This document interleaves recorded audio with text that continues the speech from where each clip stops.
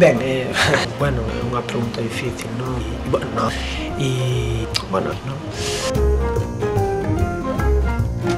Cando preparo un texto, pois, fago un traballo interior grande.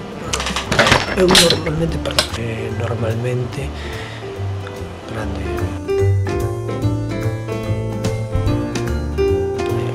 O primeiro é entenderse, non? O primeiro é entender, estás asimilando, tal. É dicir, ti estás nun personaxe e é comprender por que faz certas cousas que faz.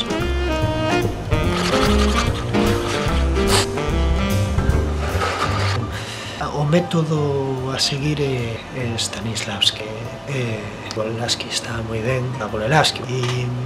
En xeral todos os que acaban en Asky me interesan.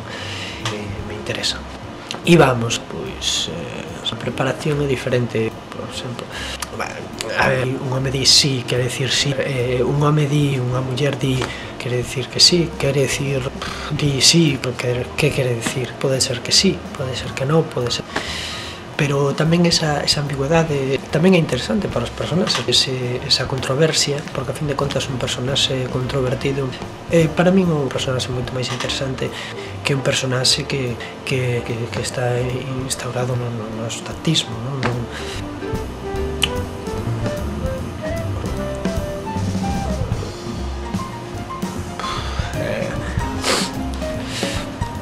A eso me refiro, non?